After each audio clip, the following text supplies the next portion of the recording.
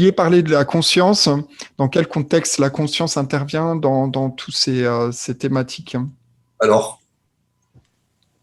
quand j'ai démarré, sincèrement, ma carrière scientifique, je ne savais pas du tout que j'allais aller là. Parce que moi, j'étais chimiste, devais étudier des molécules dans l'eau et savoir qu'un jour, je me préoccuperais de la conscience. Ça, c'est vraiment l'intérêt de la recherche. On ne sait jamais où on va. Alors, comment ça s'est fait? En fait, ça, c'est aussi une conséquence de travail avec Luc Montagnier. Quand Luc Montagnier a voulu un petit peu populariser ses résultats, il y a eu comment on appelle ça, un vidéaste qui s'appelle Christian Manil. Christian Manil a réalisé un documentaire qui a été diffusé sur France 5, donc une chaîne tout à fait classique, de France Télévisions. Ça a été diffusé en 2014, je crois, qui s'appelait On a retrouvé la mémoire de l'eau. Un documentaire de 50 minutes qui explique tout le travail de Luc Montagnier en détail et où j'interviens pour donner les explications de cette expérience. Et après avoir enregistré ce documentaire en 2014, donc, le réalisateur Christian Manil me dit « Mais tu sais, toi, tu as l'air de t'intéresser à des tas de choses. Là, il y a une journaliste qui revient de Mongolie et qui a découvert qu'elle était chamane. Donc, chamane, ça veut dire qu'elle est capable de faire ce qu'on appelle une transe, de changer son état de conscience. Et elle me dit, elle cherche des scientifiques pour discuter, de comprendre ça.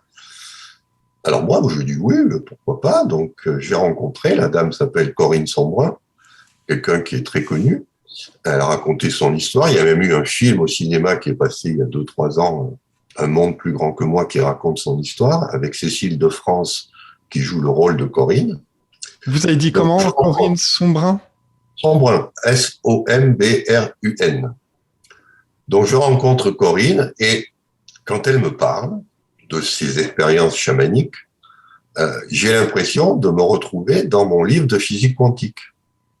C'est-à-dire tout ce qu'elle décrit quand elle est en état de transe, donc pas avec son état normal, correspond exactement à ce qu'on verrait s'il n'y avait pas ce filtre qu'est le cerveau qui nous coupe en fait du monde des vibrations et des couleurs de la physique quantique. Donc là, ça a fait tilt. Et après, je me suis dit, mais si on est fait d'eau et s'il y a ces états modifiés de conscience, est-ce que ce ne serait pas l'eau qui finalement générerait la conscience? La conscience ne serait-elle pas liée au fait qu'on ait des membranes hydratées? Et c'est là où j'ai tout de suite compris qu'effectivement, si vous regardez le cerveau, qui est quand même un des endroits où la conscience se manifeste de façon évidente, c'est quoi un cerveau? Ce n'est que de l'huile et de l'eau, avec des membranes. Et donc, effectivement, on a cette idée que partout où il y a des membranes et de l'eau, il y a de la conscience. Et c'est après ce que j'ai développé. Toujours pareil, comme je suis scientifique, je pars de l'idée, puis ensuite je mets un petit peu de mathématiques là derrière. Et pour expliquer ce qu'était la vie et la conscience, j'en suis arrivé à l'idée que nous vivons pas dans un espace à 4 dimensions, ou du moins si on reprend la procédure qui a permis à Albert Einstein de découvrir que le temps était une dimension, comme l'espace, mais que ça faisait un continuum à 4 dimensions. Si on reprend la même procédure mathématique, on arrive à la conclusion, grâce aux propriétés de la lumière, que nous sommes dans un espace à 6 dimensions, les 4 qui avaient été découvertes au XXe siècle, une nouvelle propriété qui est ce qu'on appelle l'invariance d'échelle, donc le fait qu'on peut exister à différentes échelles. Par exemple, je peux exister en tant qu'embryon dans le ventre de ma mère, ou je peux exister en tant que personne vivante de 80 ans. Je suis toujours le même. Par contre, j'ai pas la même taille. Donc, il y a cette idée qu'on a cette dimension d'échelle qui est importante et qui m'a amené après à travailler avec Jean Toby et la musique des plantes. Et puis, la 6e dimension qui est la conscience. C'est-à-dire, est-ce que la physique quantique nous apprend qu'un objet, en fait, a 2 états. Soit il existe en tant qu'objet visible, je le vois avec mes sens, soit il existe en tant que fonction d'onde, c'est-à-dire onde de probabilité. À ce moment-là, je ne le vois pas. Et donc, on est dans ce qu'on appelle, il est virtuel. Mais, même s'il est virtuel, il est là quand même. On ne le voit pas, mais il est là en tant que potentialité. Et là, on retrouve une très vieille théorie d'Aristote, c'est ce qu'on appelle la potentialité ou la réalité. Et donc ça, c'est la 6e dimension de conscience qui nous permet d'exister en tant qu'être virtuel.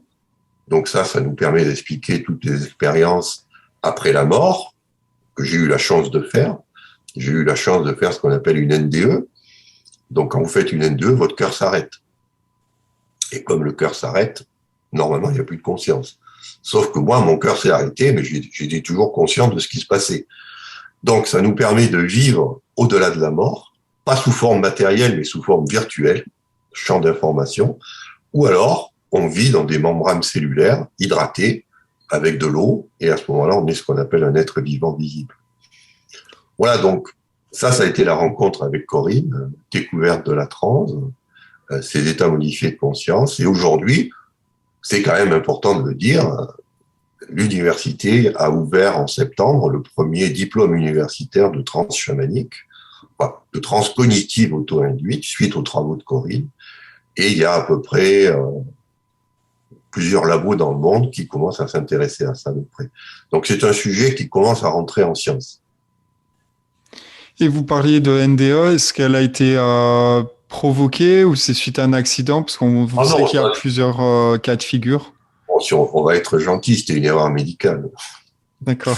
Vous rentrez dans un bloc opératoire, les gens ne sont pas professionnels, vous rentrez, tout devrait bien se passer, simplement vous faites un arrêt cardiaque. Donc, ça, c'était pas du tout prévu.